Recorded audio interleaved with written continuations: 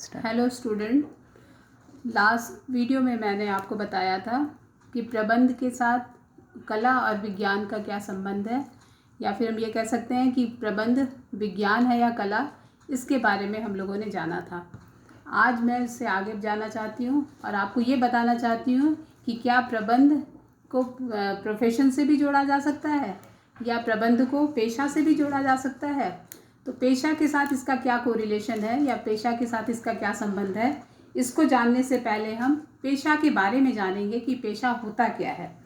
तो पेशा के बारे में जैसा जानते हैं कि पेशा एक आर्थिक क्रिया है जो कि एक विशेष ज्ञान एवं कुशलता से प्राप्त व्यक्ति द्वारा समाज के विभिन्न वर्गों की निष्पक्ष सेवा के लिए की जाती है। या फिर हम ये कह सकते हैं कि पेशा refers to that economic activity which is conducted by a person having some special knowledge and skill which is used impartially to serve various section of the society। इस तरह से पेशा का मतलब वही होता है कि प्रबंध की वह प्रकृति जो कि एक आर्थिक क्रिया के रूप में होती है और जिसके लिए एक ज्ञान और कुशलता की आवश्यकता होती है। बिना ज्ञान और कुशलता के पेशा का कोई मतलब नहीं होता है।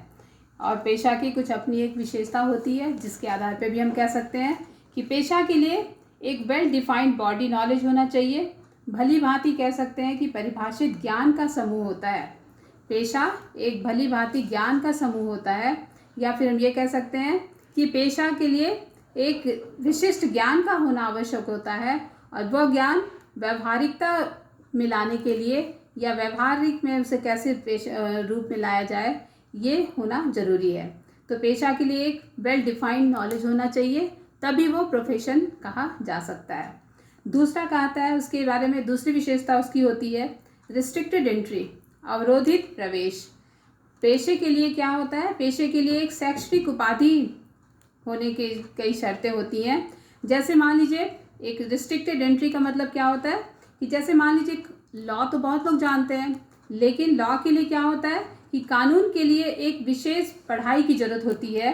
उसी तरह से एक डॉक्टर के लिए हम कह सकते हैं, डॉक्टर के लिए नॉलेज बहुत सारी होती है, लेकिन डॉक्टर के लिए एक नॉलेज की ज़रूरत होती है, या हम ये कह सकते हैं कि वो कहीं से जब तक वो पढ़ाई करके ना आया हो तो उसे डॉक्टर नहीं कहा जा सकता। इसलिए एक रिस्ट्रिक्टेड एंट्री होती है कानून के लिए भी, डॉक्टर के लिए भी, या फिर हम कह सकते हैं मैनेजमेंट के लिए कोई पर्टिकुलर इसकी पेशा के साथ इसको नहीं जोड़ा जा सकता है, क्योंकि मैनेजमेंट के लिए ये मस्ट नहीं है।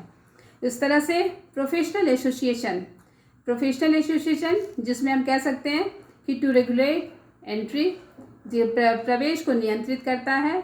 दूसरा कहता है to grant certificate of practice, पेशा प्रारंभ करने के लिए एक प्रमाण पत्र जारी किया जाता है। फिर कहता है to create a code of conduct for guiding the activity of the profession, पेशा के लिए विभिन्न क्रियाओं का जो मार्गदर्शन करने के लिए एक आचार संहिता कोड होती है। जैसे डॉक्टर्स को एक कोड मिला रहता है, उस कोड के तहत वो काम कर सकते हैं।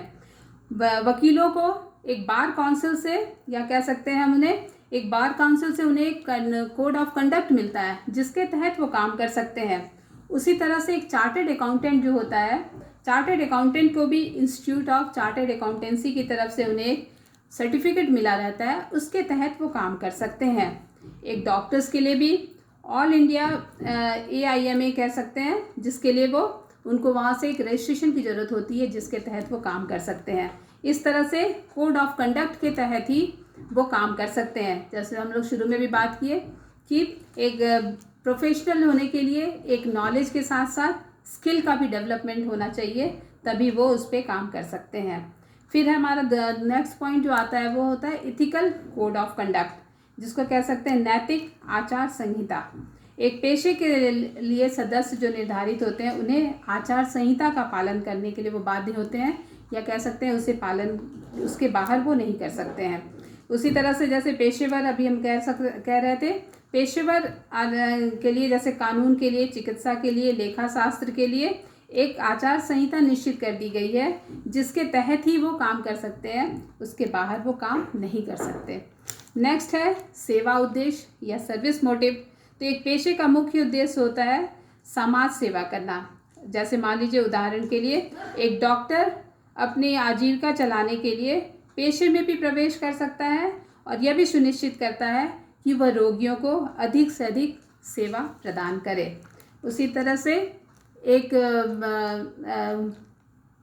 क्या हम बात कर रहे थे, हाँ, रोगियों के लिए उसी तरह से एक वकील का भी है, वो लोगों को सर्विस प्रोवाइड करता है और उसके साथ साथ वो प्राइवेट प्रैक्टिस भी वो कर सकता है।